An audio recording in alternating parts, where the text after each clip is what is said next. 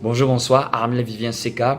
Je viens par cette vidéo te communiquer un message, je crois, qui va révolutionner ta vie, qui va révolutionner ta manière de penser, ta manière de comprendre, qui ne va pas te laisser indifférent. Je te prie de m'accorder ces quelques minutes que je veux te partager aujourd'hui. Je voudrais partager avec toi un message et nous allons le voir dans le livre de Jean, dans la Bible, Jean chapitre 3 au verset 16. C'est un verset qui est très connu parmi le monde chrétien et même non chrétien. Je voudrais te le faire partager. Amen. Le texte dit quoi? Car Dieu a tant aimé le monde qu'il a donné son Fils unique afin que quiconque croit en lui ne périsse point mais ait la vie éternelle.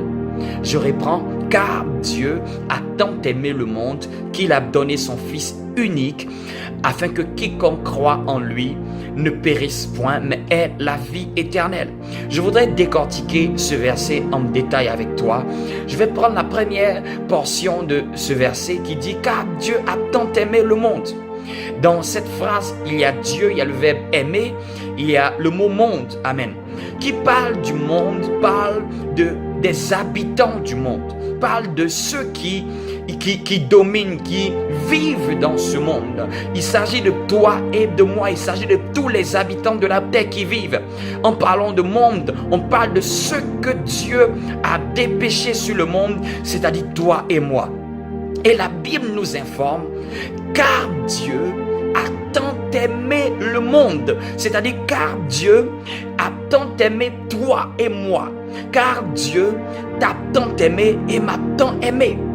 L'adverbe tant qui est marqué en français lorsqu'on utilise tant dans une phrase, c'est un adverbe qui est là pour marquer une démarcation, pour mettre une emphase sur un haut niveau de qualité de la chose mentionnée.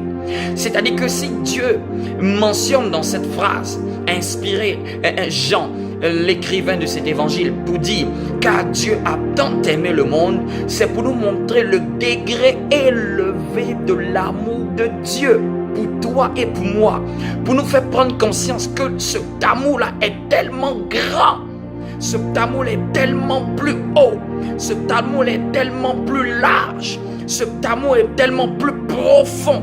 Ce n'est pas un amour superficiel, ce n'est pas un amour de bouche, ce n'est pas un amour qui se limite simplement à un sentiment, mais il nous précise car Dieu a tant aimé, c'est-à-dire que l'amour que Dieu a eu pour toi et pour moi est tellement large, est tellement puissant, est à un niveau élevé de sa graduation pour toi et pour moi. J'aimerais te donner cette bonne nouvelle. Toi peut-être qui n'as pas eu l'amour de ton père, tu n'as peut-être pas grandi avec ton père, tu n'as peut-être pas grandi avec ta mère, ou peut-être tu as grandi avec tes deux parents, mais tu as manqué d'amour, tu as manqué d'amour dans ton entourage, dans ton enfance, tu t'es senti seul. Laisse-moi te dire, j'ai une bonne nouvelle, Dieu, son amour pour toi est élevé. Il y a une personne qui t'aime et c'est Dieu. Peut-être tu peux dire personne ne m'aime, mais je t'informe aujourd'hui, il y a une personne qui t'aime et c'est Dieu. C'est la seule chose qui te suffit pour avancer dans ta vie. Je voudrais te parler de cet amour-là. Oui, il y a un Dieu qui vit dans les cieux et ce Dieu-là t'aime. Et ce Dieu-là ne t'aime pas à cause d'une action que tu as posée. Le texte n'a pas dit que c'est parce que nous avons fait quelque chose. Voilà pourquoi Dieu nous a tant aimés. Mais la Bible n'a pas mentionné une action humaine, une action de ta part, une action de ma part. C'est pour nous prouver que l'amour de Dieu n'est pas basé sur une condition. Cet amour-là est basé, c'est un amour basé uniquement sur sa personne. C'est pour nous montrer la qualité du vrai amour de Dieu. Aujourd'hui, beaucoup de gens aiment, mais aiment parce qu'on leur a fait ceci, on leur a fait cela. Aiment parce qu'on leur a fait du bien, aiment parce qu'on leur rend un service. Mais l'amour de Dieu pour toi et pour moi n'est pas basé sur une condition. Quelles que soient tes erreurs, Dieu t'a tant aimé. Quelles que soient tes fautes, Dieu t'a tant aimé. Quelles que soient tes limites, Dieu t'aime. Quel que soit tout ce que tu as pu vivre comme erreur, tout ce que la société a pu dire sur toi, il y a un Dieu qui t'aime tant. Il y a un Dieu qui t'aime énormément. Il y a un Dieu qui t'aime à un niveau élevé de qualité. Quel que soit ce que tu as pu subir, quel que soit ce que tu as pu traverser, quel que soit ce que tu peux estimer de toi-même, même si tu ne croyais pas en toi, même si tu ne t'aimais pas toi-même, je te donne ce message. Il y a un Dieu qui t'aime tant. Il y a un Dieu qui t'aime depuis le jour que tu étais dans le sein de ta mère, depuis le jour que tu fus né. Ce Dieu-là t'a tant aimé, toi et moi. Ce Dieu n'a pas regardé à tes faiblesses. Ce Dieu n'a pas regardé à tes insuffisances. Ce Dieu n'a pas regardé à tes limites. Ce Dieu n'a pas regardé à tes compétences. Même si tout le monde te rejette, ce Dieu-là ne te rejette pas. Même si tout le monde te déteste, ce Dieu-là ne te déteste pas. Même si tout le monde te hait, ce Dieu-là t'aime. Ce Dieu-là est là pour toi. Ce Dieu-là veut te montrer son amour. Il y a une personne qui t'aime et qui ne changera jamais son amour à cause d'une action que tu poseras. Son amour est éternel. Son amour est divin, son amour est illimité, son amour est inconditionnel, son amour n'a pas de frein, son amour pour toi ne regarde pas à ta race, à ton âge, ni à ta face, ni à même tes résultats scolaires. Cet amour-là ne regarde pas à tes défauts, cet amour-là était là avant même que tu ne fus manifesté. Il t'a tant aimé. Waouh! Il t'a tant aimé et il t'aime encore. Toi qui doutais de l'amour de Dieu, toi qui doutais de l'amour d'une personne, laisse-moi te dire, il y a une personne dans ce monde qui t'aime et c'est Dieu.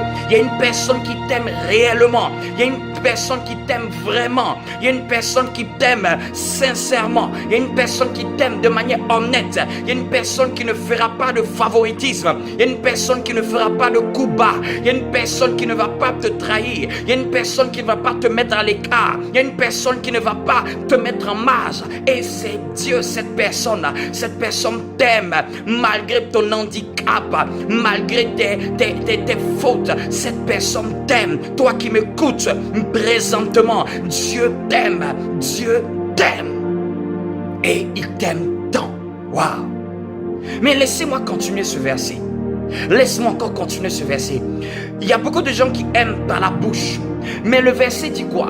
Car Dieu nous a tant aimé le monde, qu'il a donné son Fils unique. Oh, c'est merveilleux. Combien de ceux de gens, parmi les gens qui aiment, mais qui n'arrivent pas à prouver leur amour par des actes? Dieu nous a tellement aimés que la Bible nous informe qu'il a donné. C'est-à-dire que son amour n'est pas resté au stade d'un sentiment. Son amour s'est manifesté par un don. Oui, Dieu t'a tant aimé qu'il a donné une personne. Et la Bible nous informe qu'il a donné son Fils unique. C'est-à-dire qu'il avait un unique Fils. Il avait une personne qui était le fruit de ses entrailles. Il avait une personne qu'il aimait tant. Mais cette personne-là, pour lui te prouver son amour, il était prêt à se détacher de son Fils. Il était prêt à te donner son Fils. Imagine à quel point, qui peut t'aimer dans ce monde et te donner son Fils parce qu'il t'aime? C'est pour nous montrer la dimension grande, excellente, illimité de cet amour. C'est-à-dire que Dieu t'aime tellement qu'il te le prouve en te donnant la personne la plus chère à ses yeux, la personne la plus grande à ses yeux, la personne, la chose qui a le plus de valeur pour lui. Il ne t'a pas donné n'importe quoi. Il ne t'a pas donné une fleur par amour. Il t'a donné son Fils unique. C'est qui son Fils unique? Oui, le texte ne l'a pas dit, mais par révélation. Quand nous lisons, nous avons vu, il y a une personne qui est venue il y a 2000 ans et il a dit: je viens de mon Père. Il dit: celui qui m'a vu a vu mon Père. En parlant de cette personne, c'est de Jésus-Christ dont je veux te parler. Il est né d'une femme vierge sous la couverture du Saint-Esprit. Cet homme a bouleversé le monde et cet homme a dit: celui qui croit en moi aura la vie éternelle. Cet homme a dit: celui qui croit en moi croit en mon Père qui m'a envoyé. Cet homme l'a dit à tous ceux qui vont me recevoir: ils vont être enfants de Dieu. Ce Fils unique, c'est Jésus. Oui, Jésus n'est pas venu uniquement pour les Juifs. Jésus est venu pour le monde. Jésus est la réponse de Dieu à l'humanité. Le monde souffre. Voilà pourquoi Jésus a été emmené par le Père céleste, afin que quiconque croit en lui ne va pas périr. C'est parce que Dieu a constaté que le monde allait dans une dimension de péremption. Le monde tournait vers la mort. Le monde était en train de chavirer. Toi et moi, nous étions en train de mourir. Bien que nous vivons, nous n'étions plus épanouis. Nous avons perdu cette paix. Nous avons perdu cette joie. Nous sommes mélangés par toute forme de choses. Nous sommes en train de périr. Mais voilà pourquoi Dieu, ne voulant pas laisser l'homme périr, il a envoyé son Fils, afin que quiconque croit en Jésus-Christ, quiconque croit en lui, quiconque croit au Fils unique de Dieu, manifesté, donné gratuitement, quiconque va croire ne périra point, mais aura la vie éternelle. Oui, la condition de tout être humain qui n'a pas encore cru en Jésus, c'est une condition périssable. Si tu n'as pas encore cru en Jésus, tu es dans une condition périssable. Pourquoi? Parce que la Bible dit tous ont péché et ont été privés de la gloire de Dieu. Oui, toi, tu ne peux pas me dire que tu es parfait. Tu ne peux pas me dire que tu es le meilleur de ta famille en termes d'action. Toi et moi, nous sommes reconnaissants que nous sommes tous pécheurs. Mais la Bible dit que le salaire du péché, c'est la mort. C'est-à-dire que l'âme qui pêche, c'est elle qui mourra. C'est-à-dire que Dieu est tellement équitable qu'il est obligé de sanctionner toutes les personnes qui désobéissent à sa volonté. Mais Dieu, pour ne pas te laisser dans cet état, Dieu emmène son Fils par l'amour qu'il a pour toi. Il emmène son Fils qui est Jésus-Christ, qui est mort à la croix afin de payer le prix des fautes que toi et moi nous avons fait, afin que toi et moi, lorsque nous allons nous identifier à Jésus-Christ, nous aurions quitté la dimension périssable pour entrer dans la dimension de la vie. Nous aurons quitté la dimension de mort spirituellement pour entrer dans la vie éternelle. Voilà pourquoi la Bible dit, afin que quiconque croit en lui ne périsse point, mais ait la vie éternelle. Waouh! Si tu crois en Jésus-Christ, tu ne vas pas périr. De quoi as-tu peur? De quoi stresses-tu? Qu'est-ce qui te rend insomniaque? As-tu peur de la mort? Oui, si tu crois en Jésus-Christ, tu ne périras pas, tu auras la vie éternelle. As-tu perdu ta joie? As-tu perdu ta paix? Es-tu désemparé? Es-tu découragé? Te vois-tu sans lendemain? Le suicide est-il à ta porte? Oui, laisse-moi te dire, si tu crois en Jésus-Christ, tu ne périras pas, mais tu auras plutôt quelque chose de Dieu, la vie de Dieu, cette vie éternelle. Tu ne périras pas si tu crois en Jésus. Croire, c'est tellement simple. Croire ne demande de ne rien payer, c'est juste accepter. Aujourd'hui, je te donne ce défi. Accepte Jésus et tu verras si tu n'auras pas la vie dont Dieu a parlé. Tu n'as pas besoin de payer. Aujourd'hui, pour regarder un film, les gens payent de l'argent. Pour regarder quoi que ce soit, pour avoir des vêtements, les gens payent de l'argent. Mais Dieu te demande juste de croire. Croire, c'est une étape de cœur. Je te demande par cette vidéo d'essayer de croire. Essaie de croire. Peut-être tu doutes, peut-être tu ne sais pas. Je ne te parle pas d'une religion. Je te parle d'une personne en qui il faut croire. Croire, c'est gratuit. Croire, c'est tellement simple. Croire, c'est accepter la personne.